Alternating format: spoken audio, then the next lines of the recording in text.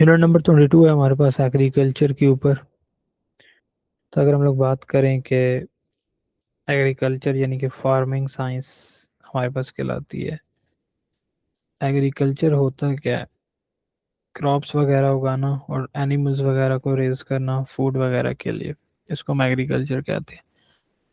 तो जो फार्मर्स होते हैं वो फर्टिलाइजर्स को यूज़ करते हैं और पेस्टिसाइड्स को, ताकि वो अपने क्रॉप्स वगैरह को इम्प्रूव करें।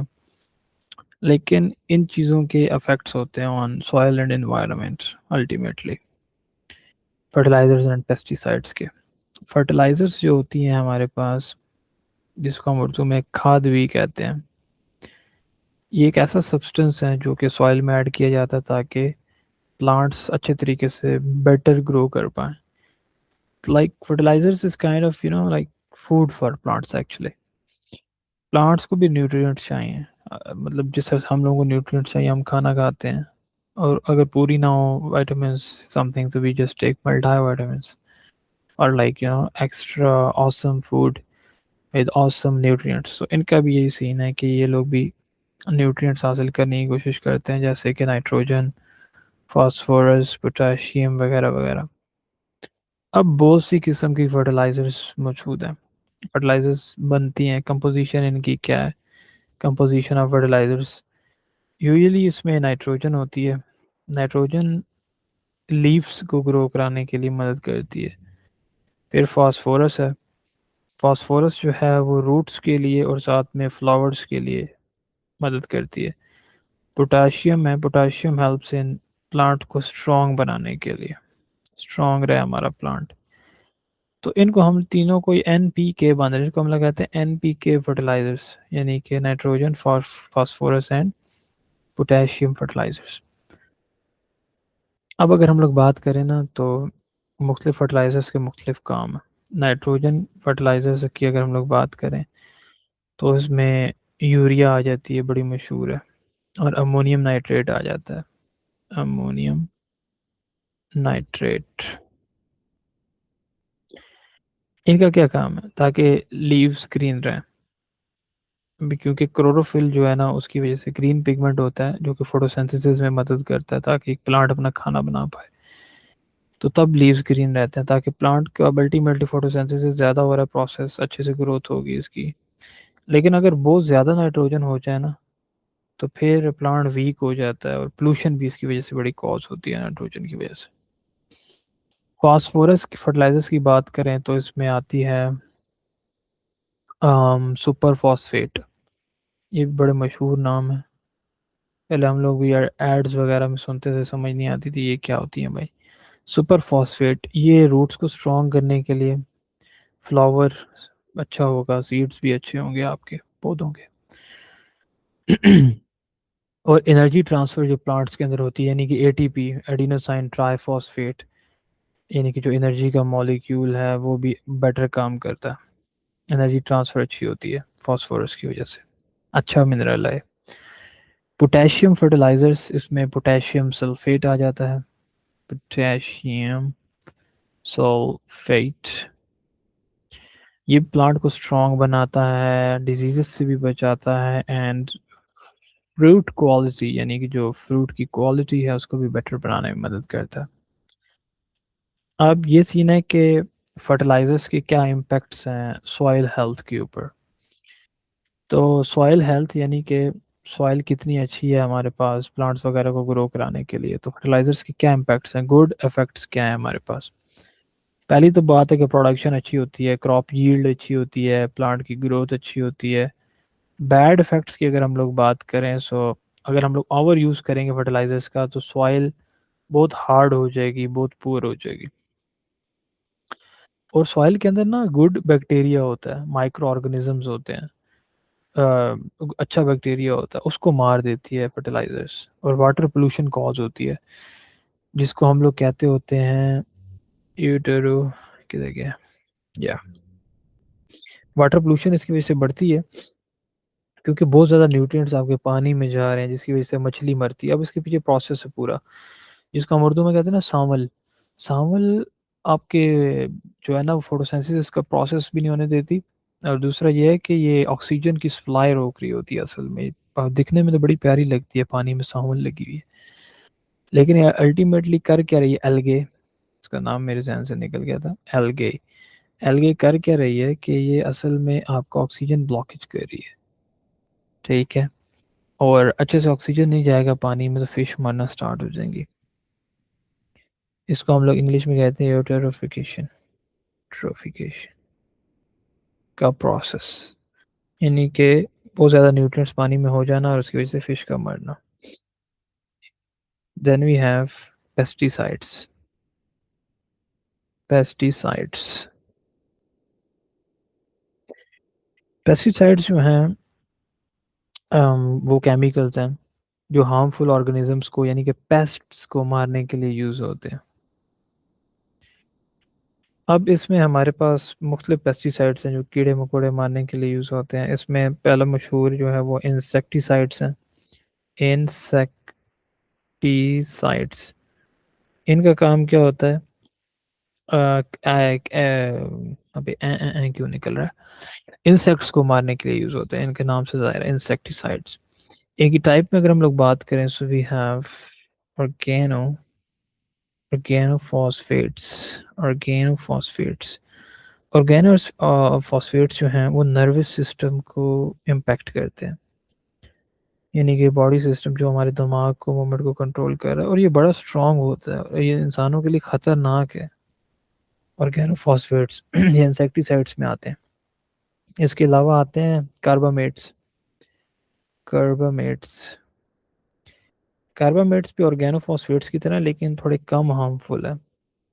देन आते हैं, ये सारे इंसेक्ट्स मारने के लिए यूज़ होते हैं। देन आता है पायरीथ्रॉइड्स। पायरीथ्रॉइड जो हैं वो नेचुरल फ्लावर्स से मिलकर बनते हैं, सेफर हैं सेफ हैं लेकिन टॉक्सिक ज़रूर हैं इंसेक्ट्स के लिए। देन होता है जी नियोनिकोटिनॉइड्स। ये जो इंसेक्ट होता है ना उसके दिमाग पे हमला करते हैं, बीज वगैरह हो गई, और उनके लिए काफ़ी ख़तरनाक है। हालांकि बीज वगैरह पॉलिनेशन के लिए इम्पोर्टेंट है, ट्रांसफ़र ऑफ पोलन के लिए इम्पोर्टेंट है, लेकिन बीज के ऊपर ये अटैक करते हैं, ठीक है। Then we have herbicides। herbicides, अच्छा कुछ जड़ी बूटियां ऐसी निकली होती है ना, वीड्स टाइप, अनवांटेड प्लांट्स उनको हम लोग कहते हैं, वीड्स को मारते हैं। वीड्स वो वाली वीड्स नहीं, दूसरी वाली नहीं, ये अनवांटेड प्लांट्स को कहा जाता है। इसकी एग्जांपल्स में अगर हम लोग बात करें हर्बिसाइड्स की, यानी कि वीड्स को मारने में मदद करते हैं, इसकी टाइप्स में हमारे पास है ग्लाइफॉस्फेट, ग्लाइफोसेट सॉरी, ग्लाइफोसेट, ये क्या करता है, तकरीबन सारे ही प्लांट्स को मार देता है जितने भी अनवांटेड प्लांट्स मौजूद हैं। देन है 2,4-D एंड डाइकाम्बा, लिख भाई लिख, डाइकाम्बा। ये क्या करता है कि जिनके बड़े बड़े पत्ते होते हैं ना प्लांट्स के, वाइड किस्म के पत्ते होते हैं, ये उनको मारता है, 2,4-D and dicamba. Then we have paraquat. Paraquat भी काफ़ी स्ट्रॉन्ग है, काफ़ी तेज़ एक्ट करता है और बहुत टॉक्सिक होता है ये भाई। Then we have fungicides. Fungicides ये फंजाई को मारने के लिए ऑब्वियसली यूज़ होते हैं, और इसमें हमारे पास आते हैं, क्या आता है इसमें, ट्राइजोल्स। ट्राइजोल्स ये फंगस ग्रोथ को कम करते हैं या इवन ख़त्म कर देते हैं, स्टॉप कर देते हैं। देन आते हैं स्ट्रोबिलुरिन्स, स्पेलिंग सही लिखे ना, URURINS या स्ट्रोबिलुरिन्स। ये हमारे पास क्या करते हैं कि फंगस की एनर्जी को ब्लॉक करते हैं, फंगस एनर्जी को ब्लॉक करते हैं। देन कॉपर बेस्ड फंजाइसाइड्स हैं हमारे पास, कॉपर बेस्ड, कॉपर बेस्ड फंजाइसाइड्स, इनमें कॉपर होती है ताकि वो फंजाई को मार पाए। Then we have rodent rodent poisons. ये चूहों वगैरह को मारने के लिए, रैट्स एंड माइस वगैरह को। इसमें आती है फॉस्फाइड जिंक फॉस्फाइड। ये पॉइजनस गैस बना देती है इनके स्टमक के अंदर चूहों वगैरह की, जिसकी वजह से वो मर जाते हैं बेचारे। Then we have nematicides. Nematicides क्या करते हैं, ये नीमाटोड्स को मारते हैं। नीमाटोड्स क्या होते हैं मैं बताता हूँ। नीमाटोड्स को मारते हैं। छोटे छोटे ना कीड़े होते हैं जो कि जड़ों पे जाके हमला करते हैं प्लांट्स की, उसको ये ख़त्म करते हैं। नीमाटिसाइड्स में ये जो जानवर होते हैं इस तरह के, मतलब छोटे छोटे जो कीड़े होते हैं, टाइनी वॉर्म्स होते हैं, उनको नीमाटोड्स कहा जाता है। उनको ये ख़त्म करता है नीमाटिसाइड्स। और ये ऑर्गेनोफॉस्फेट्स में शामिल है ऑफनली। Then we have biopesticides. Biopesticides ये नेचुरल पेस्टिसाइड्स हैं, सेफ हैं, प्लांट्स और बैक्टीरिया वगैरह से मिलके बनती हैं, इको फ्रेंडली भी हैं। यू नो ज़बरदस्त काम। promote it. Then we have benefits and risks of pesticides.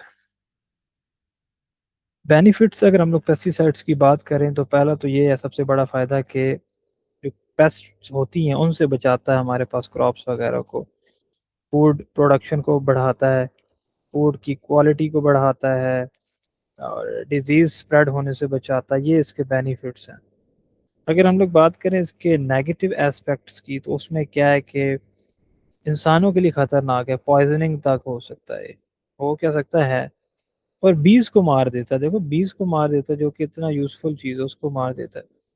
और वाटर और सॉइल की पोल्यूशन करता है, वाटर एंड सॉइल पोल्यूशन। और पेस्ट रेजिस्टेंस, रेजिस्टेंस क्या होती है कि देखो ये वही सिस्टम है, यानी कि आपके पास क्या हुआ कि आप किसी चीज़ को मार रहे हो तो उनमें रेजिस्टेंस आ जाएगी एक टाइम पे, वो इतनी एवोल्यूशन कर लेंगे कि वो मरेंगे ही नहीं आपसे इन दवाइयों से। उनमें रेजिस्टेंस पैदा हो जाती है, नेचर इसी तरह से काम करती है।